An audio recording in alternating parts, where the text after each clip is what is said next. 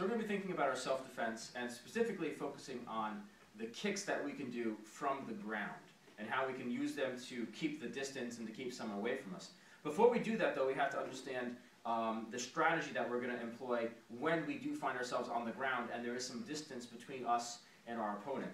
So right off the bat, if I am just sitting in any kind of a position and I do notice that someone's coming up towards me and they're acting a little bit aggressive, right, I'm immediately going to move to this position. I have my hand here, my head is back.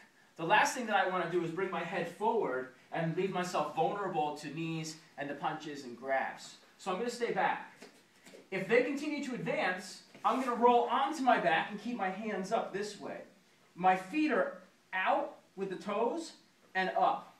If he gets close to me, I want to get the arch of my foot to fit on his leg. If I go this way, it's very easy for me, if I start to apply pressure, he can just move his knee and it's going to slip right off. And I'm in a bad position. So I want to fit the arch, the circle of the arch, onto the circle of his leg, and then I can follow him a little bit. And I just want to push him away and keep him back. Keep him away from me. If he comes in again, then I can find his leg and keep him back and away.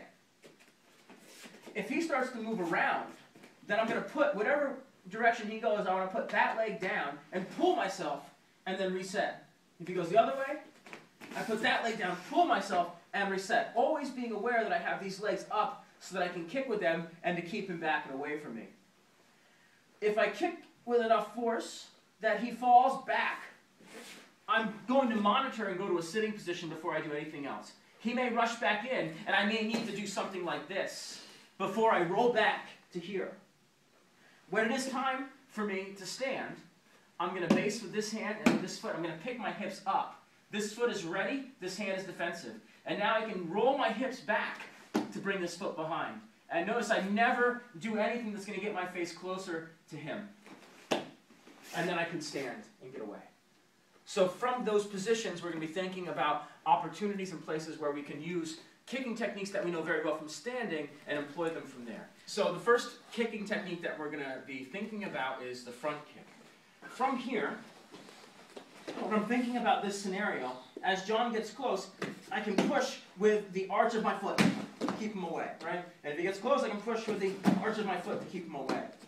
If I want to increase the power of my front kick, what I'm going to do is this. I'm going to base one foot down on the ground, and my elbows are going to touch the ground, and I'm going to create an arch. I'm creating a stance with my shoulders and my left foot. From here now, I'm going to drive using that stance and using the foundation of my shoulders into the target, which just has the effect of adding a little bit more pressure. So we're here. I see the opportunity to throw the front kick. I put one foot down, elbows down, hips up, and in. This also sometimes can be utilized when they're trying to come over you, and you just make the adjustment of kicking upwards slightly more with your heel. As you put the foot down for the base to create the kick, it could be on the ground, but there's also situations where it can actually be on the other person. So if John has tackled me and I've managed to keep myself safe by pulling him into my guard, and he tries to spring up by getting the one knee, I might do this to protect and put my knees, my feet on his hips. Now this foot may now be the base as this foot loads, and I'm actually creating the base on his hip as I go to kick here with my heel, or as I go to kick here with my heel, like this. So that's also a possibility. So the next kick we're going to think about is going to be a side kick.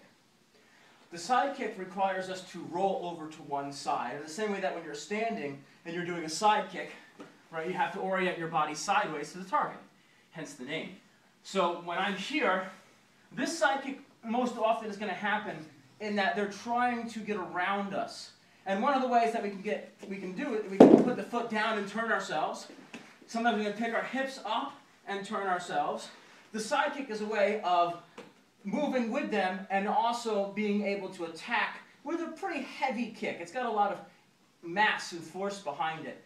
So to do this, I'm going to rotate onto my left elbow, and I'm going to pivot up onto my left knee. my right hand goes out to create a base, and now I've created this structure, this stance. My hip rotates over, and I've loaded my knee this way. And then I can kick straight in here. So it's a bigger movement than the front kick. Hence, it has to be done at the right time, and there's a little bit more risk involved. But it's very powerful. So I rotate up and kick. Rotate up and kick.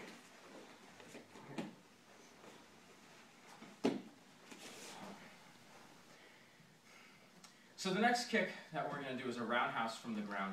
This is probably going to be the least likely and least useful of all of these kicks, for the simple reason that it does not try to stop their forward momentum. It's just hitting to the side.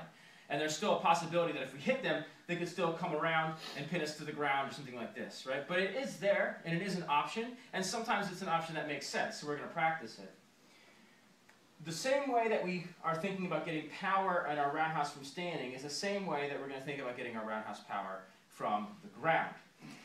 A continuous hip circle, which brings the whole leg with it, right? So my body pivots like this, and if my leg stays straight here, it's just this, right? This kind of an idea. That's coupled with the fact that I retract the heel, and as the knee comes into position here, and I see the target in my sights, my foot and my knee snap. Those two things accelerate the shin and the foot to create a powerful roundhouse kick, right? So when I put those things together, right, I get a pretty powerful kick. Now from the ground, it's going to be a similar idea as the side kick, and then I'm going to rotate this way, and I'm going to get up in the same way that I did before, and I'm going to point my knee. And this is the same as pivoting the body in a standing roundhouse, from here to here. And then, just like I in a standing roundhouse, I snap my foot out, I'm going to combine that. And I really want to rock my body into the target. So I'm here,